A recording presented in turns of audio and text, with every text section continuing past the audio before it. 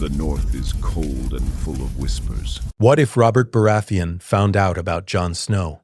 The crypts of Winterfell held the cold like a crypt should. Deep and penetrating.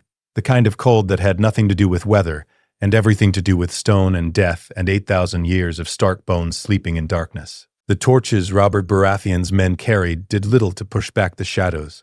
The flames guttered and danced, casting wild patterns across the carved faces of long-dead lords and ladies, whose names even the maesters had forgotten. The deeper they descended into the earth beneath Winterfell, the older the statues became, the rougher their features, until the faces were barely human at all, just suggestions of eyes and mouths hewn from rock by hands that knew iron swords but not the craft of stoneworking. Robert walked heavily, his boots striking stone with the weight of a man who had grown fat in 15 years of peace. He had been a warrior once, broad-shouldered and powerful, the kind of man who could crush Rhaegar Targaryen's breastplate with a warhammer. Now his belly strained against his doublet, and his breathing came hard from nothing more strenuous than descending stairs. 7 hells, Ned, Robert said, his voice echoing off the walls. How deep do these damn crypts go? To the beginning, Eddard Stark replied. He walked beside the king with the measured pace of a man who knew every step of this descent. The oldest kings are deepest, the kings of winter, from before Aegon's conquest. Before we bent the knee, Robert repeated, and there was something bitter in it. Before the dragons came and made us all subjects instead of sovereigns, they passed rows of stone faces, each with an iron sword laid across stone knees. The swords were ancient, rusted, some broken. The tradition held that the swords kept vengeful spirits in their tombs. Ned had never questioned it. The North remembered things the South had long forgotten. Sir Barristan Selmy walked 3 paces behind the king, his white cloak a pale ghost in the torchlight. His hand rested on his sword hilt, not from expectation of danger but from habit so deeply ingrained it had become reflex. Behind him came 2 more of Robert's guards, nervous men who did not like this place and made no effort to hide it. Ned's own men stayed at the entrance to the crypts. This was a private visit. Robert had insisted. Just you and me, Ned, like the old days. Before all this, he had gestured vaguely at the crown on his head, at the castle above them, at the weight of kingship that pressed down on him like a millstone. They reached the newer section of the crypts where the stone was smoother and the faces more detailed. Here lay Ned's father Rhaegar, who had burned alive in the throne room at King's Landing on the Mad King's orders. Here lay Brandon, Ned's older brother, who had strangled himself trying to reach a sword that would free him to save his father. Both deaths had sparked Robert's rebellion. Both deaths had been avenged with Targaryen blood. And here, in a place of honor between her father and brother, lay Lyanna Stark. Robert stopped before her statue as if he had walked into a wall. The stone Lyanna was beautiful in the way Stark women were beautiful, long-faced and solemn, with a garland of winter roses carved into her hair. The sculptor had caught something in the set of her stone mouth, some wildness barely contained. She looked ready to leap down from her tomb and ride north into the Wolfswood, laughing. Robert's hand came up to touch her face. His fingers trembled. Lyanna, he whispered. Ned said nothing. There was nothing to say. He had stood in this place 1,000 times and felt his sister's absence like a wound that would not heal. But his grief was different from Robert's. Ned had known Lyanna. Robert had loved an idea of her, a dream of a wolf girl who would have been his queen if the dragon prince had not stolen her away. I killed him for her, Robert said. His voice was thick. I killed Rhaegar on the trident. Smashed his chest in. Rubies flew from his armor like drops of blood. I killed him, and it changed nothing. She was already gone. She died bringing life into the world, Ned said carefully. She died a mother. She died because of him. Robert snarled. The moment of softness vanished like morning frost under sun. She died because Rhaegar Targaryen put his hands on her, stole her, raped her, and got her with child before she could be rescued. Ned's jaw clenched. They had argued about this before, 15 years ago when the war was fresh, and Robert's rage was a living thing. Ned had tried to tell him that Lyanna had not been, that Rhaegar had not, but Robert would not hear it then, and he would not hear it now. The child died with her, Ned said.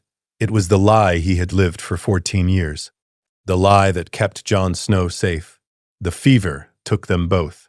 Robert turned away from Lyanna's tomb, his face twisted. Good. Better dead than... He stopped. Someone was standing in the shadows at the edge of the torchlight. A boy, 14 or 15, with dark hair and gray eyes that reflected the flames like a wolf's eyes in the night. Jon Snow stepped forward into the light. Ned's heart stopped in his chest. Jon should not have been here. Jon knew better than to come to the crypts when Robert was visiting. They had been careful. So careful. For 14 years they had been careful, but Jon was young and curious, and the crypts called to him as they called to all Starks, and now he stood before the King of the Seven Kingdoms with Lyanna's tomb at his back. "Apologies, Your Grace," Jon said.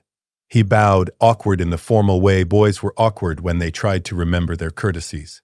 "I did not mean to intrude. I was visiting my Aunt Lyanna."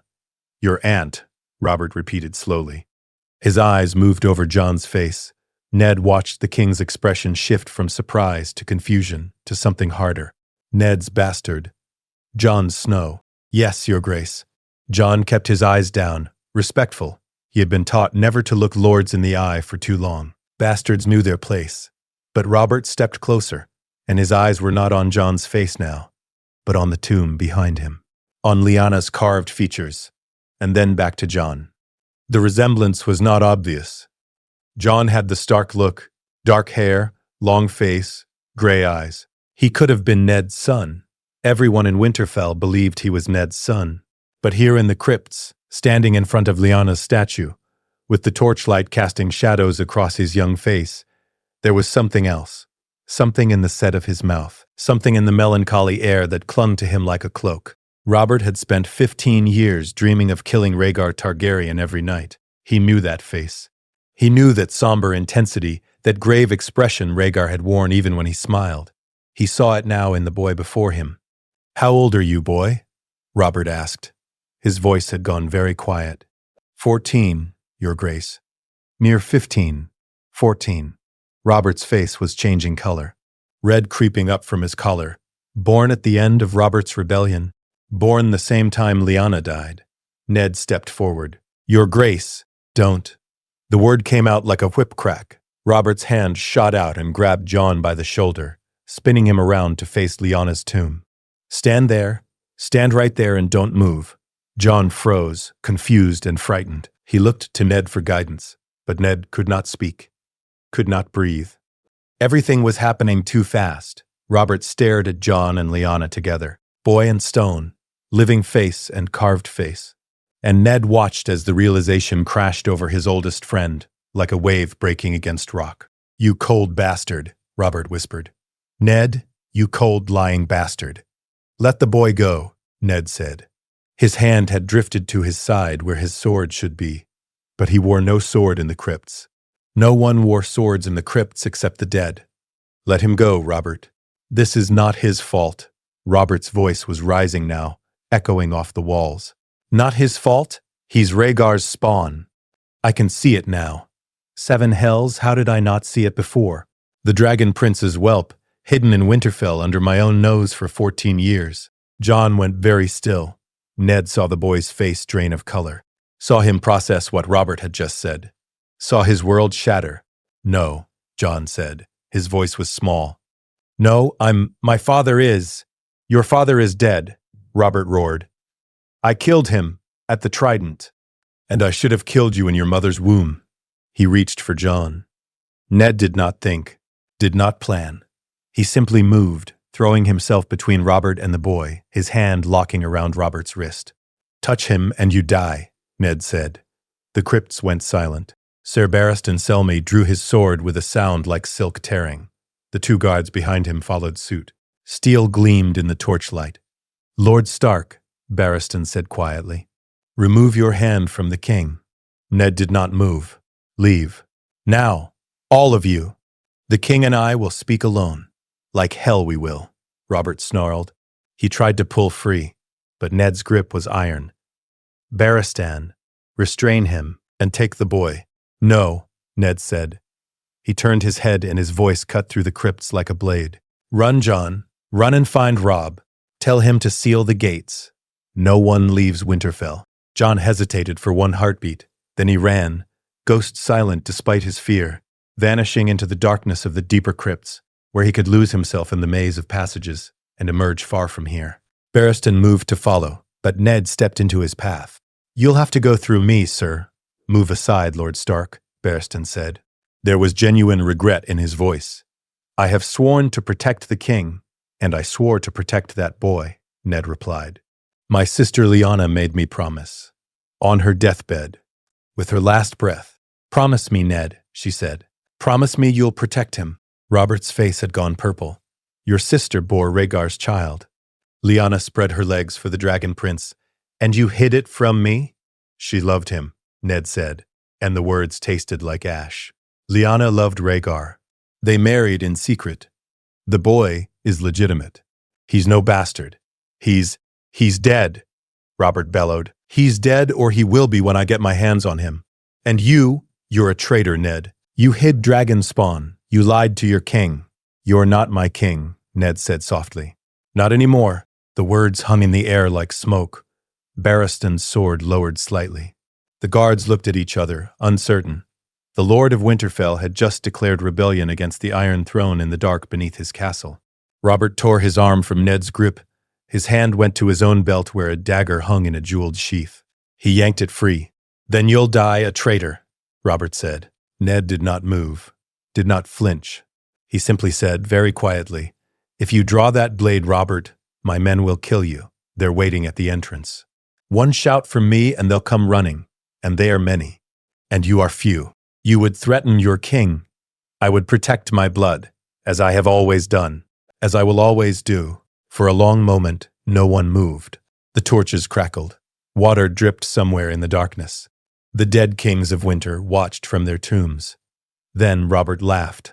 It was not a pleasant sound. So it comes to this, he said.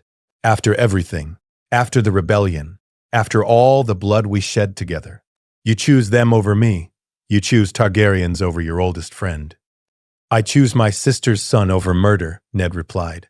I choose an innocent boy over your hatred. Robert, please, see reason.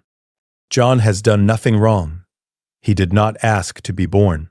He did not ask for his father's blood. He has Rhaegar's blood, Robert said. The dagger was still in his hand. That's enough.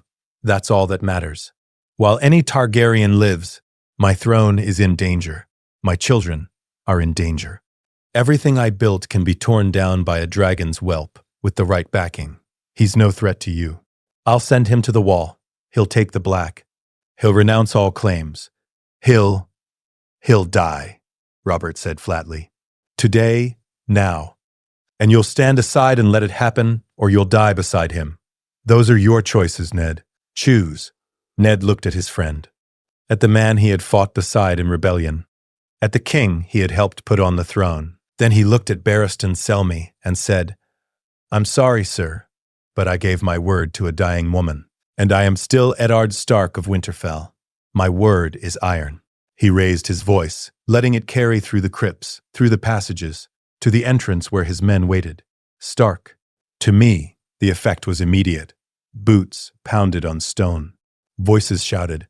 Within seconds, armed men in gray and white poured into the crypts, swords drawn, faces grim. Jory Castle appeared at Ned's shoulder, breathing hard. My lord? Take the king, Ned said, and his men. Disarm them, gently if they permit it, by force if necessary. Barristan Selmy raised his sword. This is treason, Lord Stark. I know, Ned said. They brought Robert up from the crypts in chains, not iron chains. Ned would not dishonor him so. Leather restraints, the kind used for prisoners of noble birth, but chains nonetheless. The king fought. Of course he fought. Robert Baratheon had never submitted to anything in his life. He roared and struggled and swung wild punches that landed on Stark guards who absorbed the blows stoically and held him fast. It took 6 men to subdue him, and even then he thrashed like a boar in a net.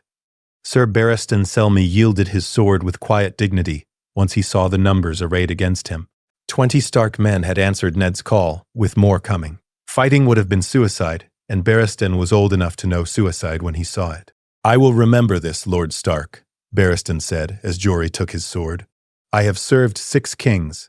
I have fought in 100 battles, but I never thought I would see the day when Eddard Stark turned traitor. I have not turned traitor, Ned said quietly. I have remembered what it means to be a Stark, what it means to keep promises, even when those promises cost everything. They climbed the stairs from the crypts, the torches lighting their way. Ned walked ahead with Barristan. Behind them came Robert, still struggling, cursing with every breath. The guards hauled him bodily upward, boots scraping on stone. The entrance to the crypts opened into the castle's lower levels, storage rooms and servant quarters. A handful of servants saw them emerge and fled, fear written on their faces. They would spread the word quickly. By evening, all of Winterfell would know that something terrible had happened in the crypts. Ned found Robb waiting in the corridor outside. His son stood with a dozen men at his back, fully armed, his face pale but determined. Jon stood beside him, ghost pressed against his leg. The direwolf's red eyes fixed on Robert, and a low growl rumbled in his massive chest. "Father," Robb said, "Jon told me. Is it true? Is the king?" "The king is our prisoner," Ned said. The words felt like stones in his mouth. "Take him to the East Tower, the large chamber with the hearth. Post guards. He is to be kept comfortable but confined. No one speaks to him without my permission." "You can't do this, Ned," Robert bellowed. He had stopped struggling, but his face was still purple with rage. "You can't hold the King of the Seven Kingdoms prisoner. It's treason. It's necessity." Ned cut him off. He stepped close to Robert, close enough to see the veins standing out on his old friend's forehead. "You threatened to kill a 14-year-old boy because of who his father was. You left me no choice, Robert. You forced my hand. I'll have your head for this. I'll have all your heads. Yours, your sons, your bastard nephews. You'll do nothing," Ned said quietly. "Because you are in my castle, surrounded by my men, in the heart of the North. And until you see reason, you remain my prisoner." Robert's answer was a stream of curses that would have made a sailor blush. Ned nodded to his men. They hauled Robert away, still swearing vengeance. Barristan followed, his white cloak dragging on the floor. The corridor emptied quickly, guards escorting their royal prisoners to confinement. When they were gone, Ned sagged against the wall. His hands were shaking. Robb stepped close. "Father, what have we done?" "What we had to," Ned said. But he was not sure he believed it. Jon stood frozen, his face still bloodless, ghost pressed against him like a living shield. "I'm Rhaegar Targaryen's son," he said. It was not a question. His voice was hollow. Ned straightened and looked at the boy, at Lyanna's son, at the nephew he had raised as his own. "You are Lyanna Stark's son. You are my blood. That is all that matters."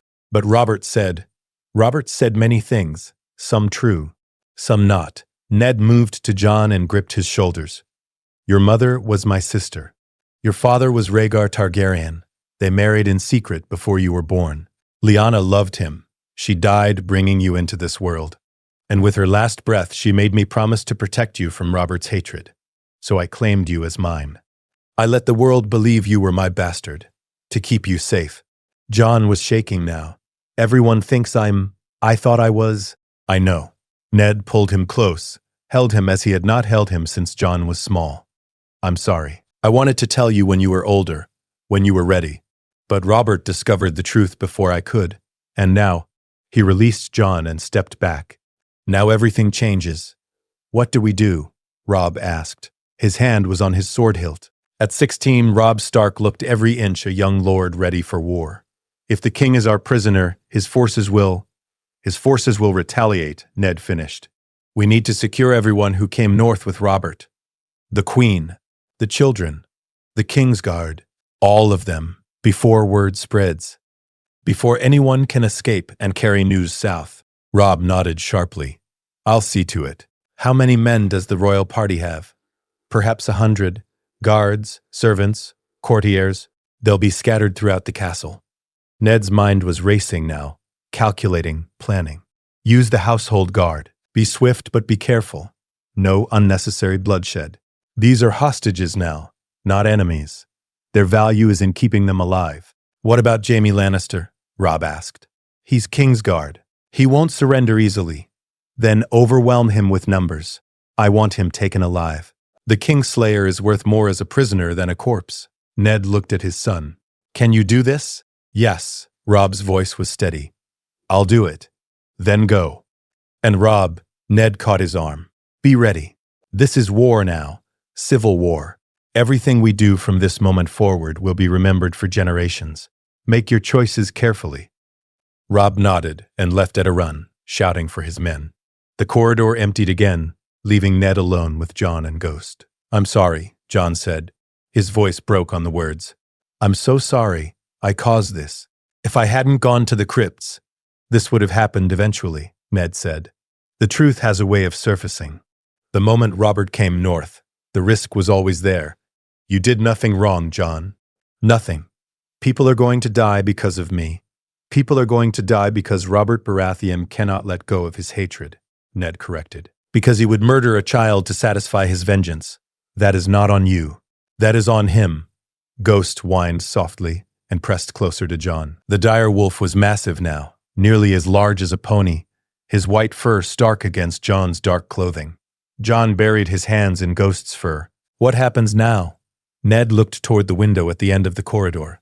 Through it he could see Winterfell's courtyard, where servants were going about their daily tasks, unaware that their world had just broken apart. "Now we prepare for war. The North against the Crown. Stark against Baratheon and Lannister. Everything your Uncle Robert and I fought for in the rebellion. The friendship we built. It all ends today. Because of me. Because of promises kept and hatred uncontained." Ned put his hand on Jon's shoulder. "You are Pack, Jon. You have always been Pack, and the Pack protects its own. No matter the cost." Catelyn Stark learned of the crisis from Maester Luwin, who brought the news to her solar with a face like winter itself. "My lady," the old man said, "there has been an incident in the crypts. Lord Eddard requests your presence in the Great Hall immediately." Catelyn rose from her seat, her sewing falling forgotten to the floor. "What kind of incident?" "The king has been confined by Lord Eddard's order." Luwin's voice was carefully neutral, but his eyes betrayed his fear. "There are armed men throughout the castle. The royal party is being secured." The words did not make sense. Catelyn heard them, but could not process their meaning. "The king? Confined? Maester, you must be mistaken. I wish I were, my lady. But I saw Lord Stark myself. He gave me explicit instructions. The castle is on lockdown. No one enters or leaves. Ravens are grounded. We are preparing for siege." "Siege?" The word came out as a whisper. "From whom?" "From the crown, my lady. We are in rebellion." The solar tilted around her. Catelyn gripped the back of her chair, knuckles white. "Where are my children?" "Lord Robb is securing the royal party. The younger children are with their septa. All are safe within the castle walls." "And Jon?" She asked it before she could stop herself. "Where is the bastard?" Luwin hesitated. "He is with Lord Eddard." "My lady, there are things you must know. About Jon. About why this has happened. Your lord husband will explain." Catelyn did not wait to hear more. She swept from the solar, her skirts gathered in her hands, Luwin hurrying behind her. They moved through corridors that suddenly felt alien, threatening. Everywhere she looked, armed men stood at doors or paced the walls. The household guard had been mobilized. Her home had become a fortress. The great hall was chaos. 50 men crowded the space, all speaking at once. Northern lords and their retainers, household knights, captains of the guard. They surrounded Ned, who stood on the dais where the Lord of Winterfell dispensed justice, his face carved from stone. Catelyn pushed through the crowd. Men parted before her, some bobbing awkward bows, others too distracted to notice the Lady of Winterfell in their midst. She reached Ned's side and hissed, "What have you done?" He turned to her, and she saw it in his eyes. The terrible resolve, the burden of choice, the knowledge that everything had changed, and there was no going back. "I need to speak with you," Ned said. "Privately." Now, he led her to the antechamber off the great hall, a small room where lords could speak without being overheard. As soon as the door closed, Catelyn rounded on him. "Maester Luwin says you've imprisoned the king." "Ned, tell me he's wrong. Tell me this is some misunderstanding." "It's no misunderstanding," Ned said heavily. "Robert discovered Jon's true parentage. He tried to kill the boy. I stopped him. Now he's our prisoner." The room spun. Catelyn reached for the wall, her breath coming short. "Jon's true parentage? What do you mean? He's your—" She stopped, looked at her husband's face, saw the guilt written there clear as words on a page. "He's not yours." "No." "Then whose?" But even as she asked, pieces were clicking into place, the way Ned had always refused to speak of Jon's mother. The fierce protectiveness he showed the boy, the timing of Jon's birth, at the end of the rebellion, when Lyanna had died. "No," Catelyn breathed. "No, Ned, you can't mean Jon is Lyanna's son," Ned said. "And Rhaegar Targaryens. They married in secret. She died in childbirth, begging me to protect their child from Robert's hatred.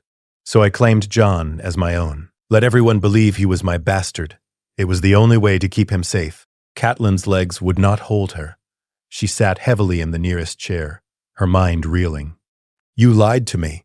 For 14 years you let me believe you had been unfaithful. That you had dishonored our marriage bed? I know." Ned knelt before her, his face anguished. "I'm sorry, Cat, but I couldn't risk telling you. If Robert had ever suspected, if anyone had suspected, Jon would have died, and Robert would have killed you too, for knowing. I was protecting you both. By letting me resent you," Catelyn's voice rose, "by letting me resent the boy. I have been cold to him, Ned. Cold and bitter and cruel, all because I thought he was evidence of your betrayal, and he was innocent. He was Lyanna's son, and I—" She pressed her hands to her mouth. "You did not know," Ned said gently. "You cannot blame yourself for not knowing what I deliberately hid from you." "I blamed an innocent child for existing," Catelyn said. Her hands were shaking. "I wished him gone. I prayed to the Seven to take him away, and all the while he was your blood. Your sister's son, Peck." "Yes," Ned said. "And now Robert knows. And Robert wants him dead. So I made a choice, Cat. I chose Jon over Robert. I chose family over friendship. And now we are at war." Catelyn looked at her husband, really looked at him, at the gray in his hair that had not been there when she first came north as a bride, at the lines around his eyes from squinting at northern snow, at the burden he had carried alone for so long. "Our children," she said. "Robb, Sansa, Arya, Bran, Rickon. They're in danger now, because of this choice. I know, the Lannisters will come for us. Queen Cersei's children are here. Jaime Lannister is here. They'll want them back. I know, the whole realm will turn against us. We'll be branded traitors, oathbreakers. Everything you and Robert fought for in the rebellion, it ends here." "I know," Ned said again. "Cat, I know the cost. But I could not do it. I could not stand aside and let Robert murder Lyanna's boy. My honor would not permit it. My promise would not permit it." Catelyn closed her eyes.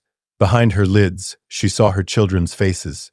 Robb's steady eyes, Sansa's sweet smile, Arya's wild grin, Bran climbing where he shouldn't, Rickon's chubby toddler hands, all of them in danger now because Jon Snow existed, because Ned Stark kept his promise to a dead sister. She wanted to rage at him, wanted to scream that he should have given up the boy, sacrificed one life to save many. Her practical Tully mind could see the calculation clearly. Better one bastard dead than a whole family destroyed. But when she opened her eyes and looked at Ned, at his grief, at his resolve, at the terrible weight he bore, she knew he would never have made that choice. This was Eddard Stark, the man who had resigned his hand rather than condone murdering a pregnant girl across the narrow sea. The man whose honor was so absolute he would die before breaking a promise. She had married that honor. For better or worse, she had married a man who would choose principle over pragmatism every time. "What do you need me to do?" Catelyn asked. Ned's eyes widened. "Cat, what do you need me to do?" she repeated. "I am your wife. I am Lady of Winterfell. You've made your choice. Now tell me how I can help." He stared at her for a long moment.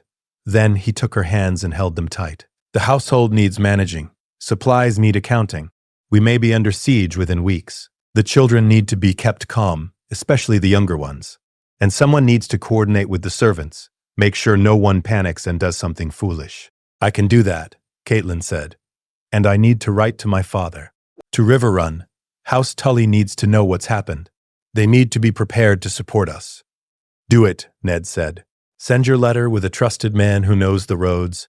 Once the ravens start flying south, we'll need every ally we can muster." "And Jon?" Catelyn asked. The name felt strange in her mouth now. Not the bastard, not her husband's shame, but Lyanna's son, a nephew by law, if not by blood. What happens to him? He stays in Winterfell, under guard. This has all been too much for him. He's barely more than a boy, and his whole world just collapsed. Ned's voice softened. He needs family around him now. He needs to know he's not alone. Catelyn thought of all the times she had been cold to Jon, all the times she had turned away when he entered a room, all the times she had made sure he knew he was not truly one of them. "I will speak to him," she said. I will try to make amends." "Cat, you don't have to." "Yes," Catelyn interrupted. "I do. If we're fighting a war to protect him, if my children are in danger because of him, then the least I can do is treat him as he deserves, as Lyanna's son. As Pack." She stood. Ned stood with her. For a moment they simply looked at each other, husband and wife, partners in a dance that had suddenly become deadly. "We might not survive this," Catelyn said quietly. "I know. The Lannisters have never shown mercy. Tywin Lannister will want his children back. He'll burn the North to get them." "Let him try," Ned said, and there was iron in his voice. "This is the North. We've withstood worse than Lannister gold and Lannister steel. And we have something they don't." "What's that?" "We have winter coming. And winter is when wolves are strongest." Robb Stark found Jaime Lannister in the training yard. The Kingslayer was sparring with a straw dummy, his blade moving in the precise economical patterns of a master swordsman. He wore no armor, just a fine doublet and breeches, his golden hair pulled back from his face. He looked like a prince from a song, beautiful and deadly in equal measure. 20 Stark men surrounded the yard, all armed, all tense. They had come as quietly as they could, but Jaime was no fool. He saw them and his smile never wavered. "Stark's pup," Jaime said, lowering his sword. "Come to watch me train?"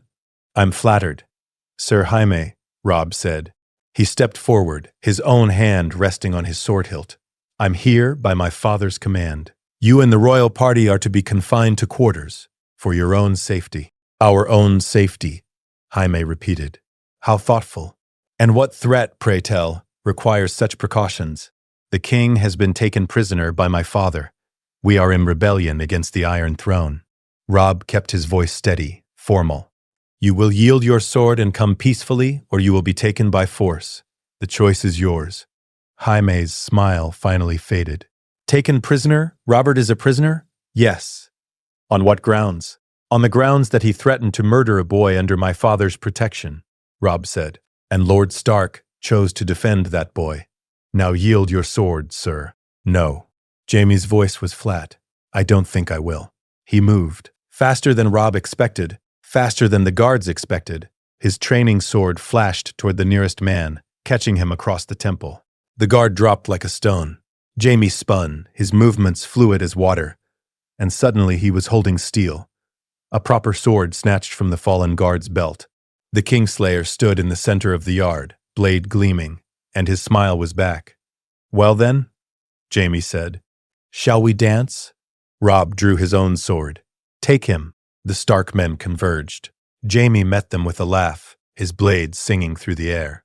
He parried the first thrust, riposted into the second man's shoulder. Not a killing blow, but enough to put him down. He ducked a wild swing and came up inside the third man's guard, his pommel smashing into the guard's face. It was not a fight. It was a demonstration. Jaime Lannister, the finest sword in the Seven Kingdoms, playing with northern soldiers like a cat with mice. Robb watched 3 more of his men go down. None dead. Jaime was pulling his strikes, which meant he was thinking, calculating, trying to find a path to escape rather than slaughter. "Enough," Robb shouted. "Grey Wind, take him." The direwolf exploded from the shadows where he had been waiting. Grey Wind was massive, larger than any natural wolf had a right to be, his gray fur bristling, his teeth bared. He hit Jaime from behind, jaws closing on the Kingslayer's sword arm. Jaime screamed. His blade fell from nerveless fingers. Grey Wind bore him to the ground, 200 pounds of direwolf pinning him, fangs at his throat. "Call him off," Jaime gasped. "7 hells, call him off." Robb whistled. Grey Wind released Jaime's arm and stepped back, but remained poised to attack. Blood stained the Kingslayer's sleeve where the direwolf's teeth had pierced cloth and skin. "Yield," Robb said quietly. "Or next time, I won't call him back." Jaime lay on the ground, breathing hard, his arm cradled against his chest. He looked up at Robb, and his expression was equal parts fury and grudging respect. "You fight dirty, boy." "I fight to win," Robb corrected. "Now yield." "I yield." Jaime climbed slowly to his feet, his injured arm hanging. "For now, But remember this. Stark's pup. The Lannisters always pay their debts. You've made an enemy today that you'll regret for however short your life becomes. Chain him, Robb said to his men, and see to his wound. He's worth nothing dead. They bound Jaime's hands and led him away. The Kingslayer went without further struggle, but his eyes promised murder as he passed Robb. Grey Wind nuzzled Robb's hand, and Robb scratched behind the direwolf's ears. "Good boy," he murmured. "Good boy." But as he watched Jaime Lannister disappear into the castle, Robb felt no triumph, only the cold certainty that this was just the beginning. The Kingslayer was imprisoned. The king was imprisoned. And somewhere to the south, Tywin Lannister was about to learn that his children were hostages in the north. War was coming, the kind of war that would burn the realm. And Robb Stark, at 16, was about to learn what it meant to fight in it. Queen Cersei Lannister was in her chambers when they came for her. She sat before a looking-glass, her handmaid brushing out the golden cascade of her hair. The room was warm despite Winterfell's chill. Cersei had demanded extra braziers, extra furs, anything to push back the savage northern cold that she despised with every fiber of her southern soul. She heard the commotion outside before the door burst open, shouting. Heavy footsteps, the metallic ring of armor. The handmaid gasped and dropped the brush. Cersei rose smoothly, her green eyes flashing as a dozen Stark guardsmen poured into her chambers, swords drawn. "How dare you?" Cersei said. Her voice was ice over steel. "I am the Queen of the Seven Kingdoms. You will leave this instant, or I will have you flogged until—" "You are a prisoner, Your Grace," said the man leading them. Hallis Molan, she recognized him, one of Stark's most loyal men. "By order of Lord Eddard Stark. You and your children are to be confined to quarters." "Confined?" The word came out as a laugh.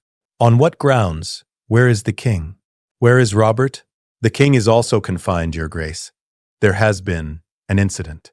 For your own safety, you must remain here. Guards will be posted outside your door." Cersei's mind raced. Robert confined. An incident. Stark guards treating her like a common prisoner. Something had happened. Something catastrophic. "My children," she said. "Where are my children?" Being brought to the adjoining chambers. "They will be kept together, under guard, but unharmed. Lord Stark's orders are clear. No harm is to come to the royal family." "How generous of the traitor," Cersei spat. She moved toward the door, but Hallis Molan stepped into her path. "Out of my way. I demand to see Lord Stark. I demand to know." "You are in no position to demand anything, Your Grace." Molan's voice was respectful but immovable. "Please do not make this more difficult than it needs to be. If you resist, we will be forced to restrain you, and that would be undignified." Cersei stared at him, at the men behind him with their northern faces and their gray cloaks, at the swords that would run her through if she gave them cause. She thought of Jaime. Had they taken him too? Or had her golden twin fought his way free, even now riding south to bring her father's armies down on these Stark fools? "Fine," Cersei said. She sat back down in her chair with all the grace of a queen settling onto a throne. "I will wait here, but when my father learns of this, when Tywin Lannister hears that Eddard Stark has imprisoned his daughter and grandchildren, there will not be enough snow in the north to cool his fury." "I'm sure Lord Stark is aware of the consequences," Molan said. He gestured to his men. "Secure the room. No one in or out without Lord Stark's personal authorization." They withdrew, leaving Cersei alone with her handmaid and her rage. She heard the heavy bar drop across her door from outside, heard the tread of guards taking position in the corridor. She was a prisoner. The Queen of the Seven Kingdoms, held captive by a northern lord in his frozen castle. Cersei moved to the window and looked out at Winterfell's courtyard. Below, she could see more guards moving through the castle grounds. Saw horses being led to the stables. Saw servants hurrying about with frightened faces. "Your Grace," the handmaid whispered. "What's happening?" "War," Cersei said quietly. "War is happening." And in her mind, she was already planning. Plotting, scheming how to turn this disaster to her advantage. Because if Robert was imprisoned, if Stark had truly gone mad enough to rebel, then perhaps, just perhaps, this was the opportunity she had been waiting for. A chance to be free of her drunken husband. A chance to put her son Joffrey on the throne with no living king to challenge his claim. All she needed was for someone to put a blade in Robert's throat, and then blame it on the Honorable Ned Stark. The royal children were brought to Cersei's chambers within the hour. Joffrey came first, struggling against his captors, his face twisted with princely outrage. "Unhand me. I am the prince. When my father hears of this, he'll have your heads, all your heads." "Joffrey, be silent," Cersei commanded. Her son stopped his thrashing, though his blue eyes blazed with fury. She examined him critically as the guards released him. 12 years old and already every inch a Lannister. Golden-haired, cruel-mouthed, with none of Robert's strength and all of his worst qualities magnified. Myrcella came next, 7 years old and crying, clutching her Septa's hand. "Mother? Mother, what's happening? Why are there guards?" "Hush, sweet child." Cersei pulled her daughter close. "Everything will be fine. Mother will protect you." Little Tommen was last, only 6, his round face confused and frightened. He ran to Cersei and buried his face in her skirts. She stroked his golden curls and stared at the Stark men who had brought her children like packages to be delivered. "You may go," she said coldly. "Tell Lord Stark that if any harm comes to my children, I will personally ensure that every Stark in this castle dies screaming." "No harm will come to them, Your Grace," Hallis Molin said. "Lord Stark's honor demands their safety, but they must remain here, with you, under guard." When they were gone and the door barred again, Cersei settled her children around her. Joffrey paced like a caged cat. Myrcella wept quietly. Tommen would not let go of his mother's hand. "Why are we prisoners?" Joffrey demanded. "Father is the king. These northern savages can't—" "They can, and they have," Cersei said. She needed to think, needed to understand what had happened. Something has occurred. Something that drove Eddard Stark to take the king prisoner. And us with him. "What could make someone imprison a king?" Myrcella asked through her tears. "Fear," Cersei said. "Or desperation. Or both." She thought of Stark's reputation. Honorable Ned Stark, who never broke his word, who ruled the North with justice and mercy. What could possibly drive such a man to commit treason? A soft knock at the door made them all jump. The bar lifted, and the door opened a crack. A servant girl slipped inside, glancing nervously over her shoulder at the guards. "Your Grace," the girl whispered. "I've been sent by Maester Luwin. He thought you should know. It's about the king's bastard." "Jon Snow?" Cersei's eyes narrowed. "What about him?" "He's not a bastard, Your Grace. He's—" The girl hesitated, clearly frightened of speaking treason. "He's Prince Rhaegar's son, by Lady Lyanna. Lord Stark's been hiding him all these years. And the king found out." The room went very still. Cersei's mind worked furiously. Rhaegar's son, a Targaryen heir, hidden in the north for 14 years, and Robert, in his blind hatred of all things Targaryen, had discovered the truth and tried to kill the boy. And Stark, honorable, foolish Ned Stark, had chosen the Targaryen whelp over his king. "Thank you," Cersei said to the servant. She pressed a silver coin into the girl's hand. "Say nothing of this to anyone. Go." The girl fled. Cersei sat back, her mind racing. "Mother," Joffrey said, "what does this mean?" "It means," Cersei said slowly, "that Eddard Stark has destroyed himself. He's harbored a Targaryen pretender. He's imprisoned the king. He's committed treason of the highest order." She looked at her son. "And when your grandfather learns of this, he will bring the full might of the West down on the North. We simply need to survive until then." "But we're prisoners," Myrcella said. "How can we?" "We wait," Cersei said firmly. "We remain calm. We do nothing to provoke our captors. And we trust that Tywin Lannister will do what Tywin Lannister always does, crush his enemies without mercy." She moved to the window again, looking south toward the lands beyond the north, where her father ruled from Casterly Rock, where Jaime might be riding if he had escaped, where armies could be gathering even now. "Hold on, father," she whispered. "We're coming home soon, and when we do, the Starks will pay for every moment of this humiliation." The Raven reached Casterly Rock 3 days after the crisis in Winterfell.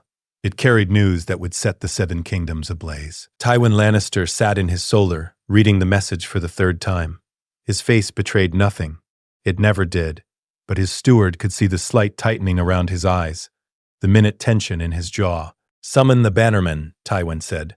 "All of them. I want 30,000 men ready to march within a fortnight." "My lord," the steward ventured. "What has happened?" "Eddard Stark has taken the king prisoner," Tywin said. Each word was precise. controlled. Along with my daughter, my son, my grandchildren. He holds them hostage in Winterfell. The steward went pale. On what grounds? Grounds that do not matter. Tywin set the letter down and stood, moving to the great map of Westeros that dominated one wall of his solar. Stark has committed treason.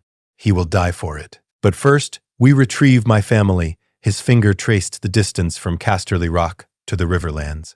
Send ravens to our bannermen, to Crakehall, Lefford, Marbrand, Lannister of Lannisport. I want every sword the West can muster. And send word to King's Landing. The small council needs to know that in the King's absence, I am assuming command of the royal forces. The small council may object, my lord. Lord Stark was named Hand. Lord Stark is a traitor. Tywin cut him off. The small council will do as I say, or be replaced with men who will. Is my brother still in the city? Ser Kevan is at the Red Keep, my lord. Good. Send a raven to him personally. Tell him to secure the capital. Lock down the gates. No one leaves without my authorization. And tell him to prepare for a regency. The steward hesitated. A regency, my lord? But the king is Stark's prisoner, Tywin said coldly. And if Stark is foolish enough to harm him, Prince Joffrey becomes king. Either way, the Lannisters will rule the 7 kingdoms when this is over. Make sure everyone understands that. After the steward left, Tywin returned to the map. He studied the geography carefully. The north was vast and easily defended. Moat Cailin guarded the Neck, a fortress that had never fallen to a southern attack. Winterfell itself sat in the heart of the north, surrounded by loyal bannermen who would die for House Stark. A direct assault would be costly, perhaps impossible, but there were other ways to wage war. The Riverlands lay between the north and the crown. House Tully was bound by marriage to House Stark. Catelyn Stark was a Tully daughter. If war came, the River Lords would likely support Stark, so the Riverlands would burn first. Tywin would strike there, cutting off Stark's southern allies, forcing him to either march south to defend them or watch them be destroyed. And if Stark marched south, he would be vulnerable, away from his stronghold, away from winter, fighting on ground where Lannister gold could buy allies and Lannister steel could cut down northern wolves. You've made a grave mistake, Stark, Tywin said to the empty room. You've taken what is mine, and no one takes from Tywin Lannister and lives. He pulled the bell cord. Within moments, his scribe appeared. Prepare letters, Tywin said, to every great house in Westeros. Inform them that Eddard Stark has committed high treason against the crown, that he has imprisoned the king and queen, that he harbors a Targaryen pretender who threatens the stability of the realm, and that any house that supports him will be considered traitor to the Iron Throne and dealt with accordingly. The scribe's quill scratched across parchment as Tywin dictated. Letter after letter, to the Stormlands, where Robert's brothers held power, to the Reach, where the Tyrells commanded the largest army in Westeros, to Dorne, to the Vale, to every lord who might be swayed by threats or promises. By the time he was finished, the sun had set and his desk was covered with sealed letters, each bearing the Lannister lion in red wax. Send them tonight, Tywin said. Every one of them, and prepare my armor. I ride for the Riverlands at dawn. In King's Landing, the small council convened in emergency session. Ser Kevan Lannister sat at the head of the table where the Hand should sit. To his left was Grand Maester Pycelle, ancient and wheezing. To his right, Lord Varys, the Spider, his powdered face betraying nothing. Across from them sat Petyr Baelish, Littlefinger, his gray-green eyes calculating. Lord Stannis Baratheon's seat stood empty. He had not been in the capital for months, sulking on Dragonstone over some slight or another. Gentlemen, Kevan said, you have all read Lord Tywin's letter. The situation is clear. Lord Stark has committed treason. The king is his prisoner. The realm faces civil war. A catastrophe, Pycelle wheezed. A catastrophe of the highest order. Lord Stark was Hand of the King. How could he was never formally invested as Hand, Littlefinger interrupted smoothly. King Robert offered the position, but Lord Stark delayed his acceptance. So technically, we have no hand, which means the small council must govern until the king is freed or otherwise incapacitated. The words hung in the air. Otherwise incapacitated. Dead, he meant. If Stark killed Robert, the succession is clear, Kevan said firmly. Prince Joffrey is heir. If the worst happens, he will be king and Lord Tywin will serve as regent until the boy comes of age. Lord Tywin has already assumed command of the Westerland's levies, Varys observed, his voice soft as silk. 30,000 men are mustering at Casterly Rock. A formidable force. Necessary, Cavan replied. My niece and nephews are hostages. My brother Jaime is a hostage. We will bring them home. At what cost? Littlefinger asked. The north is vast. Moat Cailin is impregnable. Winterfell is deep in enemy territory. A campaign in the north could drain the crown's treasury and bog down our armies for years. Then we don't fight in the north, Cavan said. We fight in the Riverlands. Cut off Stark's southern allies. Force him to come to us or watch his wife's family burn. A sound strategy, Varys agreed, though it does assume Lord Hoster Tully will side with his son-in-law over his king. He will, Littlefinger said with certainty. The Tullys are tied to the Starks by blood and marriage. Lady Catelyn is Lord Hoster's favorite daughter. He won't abandon her. Pycelle coughed wetly. And what of the other kingdoms? Will they support us or stay neutral? The Stormlands are divided. Kevin said, Lord Renly is here in the city. He can rally some lords, but Lord Stannis is on Dragonstone and unaccounted for. We don't know where his loyalties lie. Lord Stannis is difficult, Varys said delicately. He has never loved the Lannisters, and he is investigating certain matters regarding the succession that may complicate things. Littlefinger's eyes sharpened. What matters? Nothing that need concern us now, Cavan said quickly. He did not know what Stannis was investigating, but he knew his brother's instructions. Secure the succession, secure the capital, prepare for Joffrey to be king. The Reach, the Tyrells will join us, Littlefinger said, for the right price. Lord Mace wants his daughter to be queen. If we promise Princess Myrcella to his eldest son, or better yet, suggest that if anything happens to King Robert, Queen Marjorie Tyrell sounds rather fine. They'll send their armies. 50,000 men, Varys murmured. The largest force in Westeros. Combined with the West's 30,000 and whatever the Stormlands contribute. Yes, overwhelming force. What about Dorne? Pycelle asked. The Martells have no love for the crown since Princess Elia's murder. Dorne will sit this out, Littlefinger predicted. They hate us, but they hate the Targaryens more after what the rebellion cost them. Let them brood in their deserts. We don't need them. And the Vale? Kevin asked. Lady Lysa Arryn was a Tully. She might support her sister. She won't. Littlefinger's smile was thin. Lady Lysa is unwell, grief-stricken over Lord Jon Arryn's death. She'll seal the Vale behind the bloody gate and ignore the whole affair. I'd stake my life on it. Because you're manipulating her, Cavan thought. Everyone at this table knew Littlefinger had some hold over Lysa Arryn, but as long as it kept the Vale neutral, Kevin didn't care. Then we have our strategy, Kevin said. Lord Tywin leads the western host into the Riverlands. We call on the Reach and Stormlands for reinforcements. We crush House Tully and force Stark to either surrender or march south to his doom. And we do it quickly, before winter sets in and makes northern campaigning impossible. And the Targaryen boy? Varys asked. This Jon Snow, who is allegedly Rhaegar's son. What do we do about him? He dies, Kevin said flatly. When Winterfell falls, he dies, along with anyone who sheltered him. Lord Tywin's orders are explicit. No Targaryen can be allowed to live. Not after this. The council murmured agreement. Only Varys said nothing, his face unreadable. Then we are decided, Kevin said. Prepare the city for war. Double the gold cloaks on the walls.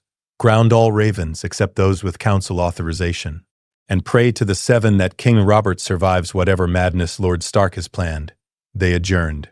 As the councillors filed out, Littlefinger lingered, moving to stand beside Varys. A copper for your thoughts, Lord Varys? The spider's smile was enigmatic. I was thinking that the realm will burn over a boy most people didn't know existed 3 days ago. A bastard, or a prince, depending on whom you ask. Strange how much blood will be spilled over questions of parentage. Indeed, Littlefinger agreed, though I suspect before this is over, questions of parentage will become very important for many people. Don't you think? Their eyes met. Varys said nothing, but his smile never wavered. Chaos, Littlefinger murmured as he left. Chaos is a ladder, and this realm is about to learn just how high that ladder goes. At River Run, Lord Hoster Tully received his daughter's letter, and wept. He was dying, had been dying for months, maybe years. Wasting disease had hollowed him out, turned the Lord of Riverrun into a ghost of himself. But his mind was still sharp when the pain allowed, and he read Catelyn's words with growing horror. Father, Ned has taken King Robert prisoner. The king discovered Jon Snow is not Ned's bastard, but Lyanna's son by Rhaegar Targaryen. Robert tried to kill the boy. Ned stopped him. We are in rebellion against the crown. The Lannisters will come. We need the Riverland's support. Please, Father, I know what we're asking, but my children are in danger. My husband's honor demanded this choice. I beg you, do not let us stand alone. Hoster's hands shook as he set the letter down. His son Edmure stood beside his bed, waiting. Call the banners, Hoster said. His voice was weak but steady. All of them, every sword the Riverlands can muster. Father? Edmure's voice rose in surprise. You mean to support Stark? Against the king. I mean to support my daughter, Hoster said. And my grandchildren. The Tullys have always understood one thing, Edmure. Family, duty, honor, in that order. Catelyn is my blood. Her children are my blood. If Eddard Stark fights to protect them, then we fight beside him. But the Lannisters are coming regardless. Hoster interrupted. Tywin will march on us whether we support Stark or not. We sit between him and the north. He'll need to break us to reach Winterfell. So we might as well make him bleed for it. Edmure swallowed hard. How many men can we raise? 20,000, perhaps. Less than the West, but enough to make Tywin pause. Hoster coughed, a wet rattling sound. When he pulled his hand away from his mouth, there was blood on his palm. I won't live to see the end of this war, Edmure. But you will, so listen carefully. He gripped his son's hand with what strength remained. The North has geography on its side. Winter is their ally. But the Riverlands, he shook his head. We're the battlefield. We'll burn.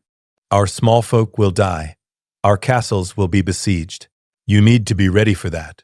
Ready to hold Riverrun against siege.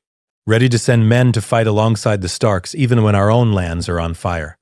I'll do what I must, Edmure said. For Cat. For her children. Good boy. Hoster lay back on his pillows. Send word to the Blackfish. Brynden will need to take command of the Riverlands forces. You're not ready yet. But watch him. Learn from him.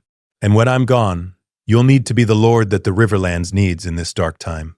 After Edmure left to send the ravens, Hoster stared at the ceiling and thought of his daughters. Catelyn in the frozen north, her family facing destruction. Lysa in the Vale, mad with grief and paranoia, refusing to answer his letters. I'm sorry, my girls, he whispered. I should have protected you better. Should have kept you safe. But I'm just an old man dying in his bed while the world tears itself apart. The tears came then. For his daughters, for his grandchildren, for the realm that was about to drown in blood over a secret kept for 14 years. Outside his window, the Tully banners began to rise as riders departed for every corner of the Riverlands, the red and blue fish of House Tully, calling the levies to war. The war of the wolf and the stag had begun. In Winterfell's great hall, Eddard Stark addressed his bannermen. They had come quickly. The great Jon Umber, massive and loud, with the blood of giants in his veins. Lord Roose Bolton, pale and quiet, his eyes chips of ice. Lady Mage Mormont of Bear Island, as fierce as any man. The Glovers, the Karstarks, the Manderleys, all the great houses of the north gathered before their liege lord. Ned stood on the dais, Robb at his right hand, Catelyn at his left. Jon Snow was absent, confined to his chambers for his own safety, surrounded by guards who would die before letting anyone reach him. My lords and ladies, Ned said, his voice carried through the hall, strong and clear. You have heard the rumors. Now hear the truth from my lips. I have taken King Robert Baratheon prisoner, along with Queen Cersei, Prince Joffrey, and the royal party. This is not madness. This is not impulse. This is justice. He let the words settle, saw the shock on some faces, the grim understanding on others. 14 years ago, my sister Lyanna died in my arms, Ned continued. She had given birth to a son by Prince Rhaegar Targaryen. With her dying breath, she begged me to protect her child from Robert's hatred, so I claimed the boy as mine. Let the world believe he was my bastard. Raised him here, in Winterfell, under the protection of the Stark name. Murmurs rippled through the hall. The great Jon's booming voice cut through them. Jon Snow? Jon's a Targaryen? He is Lyanna Stark's son, Ned said firmly. He has my sister's blood. That makes him pack. That makes him mine to protect.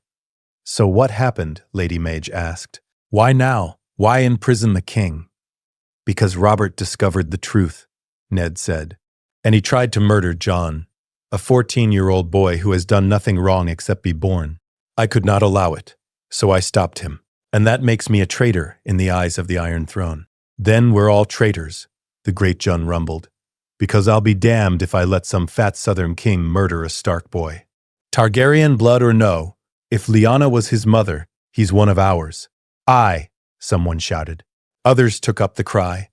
The North remembers. For House Stark, Rose Bolton's quiet voice cut through the noise.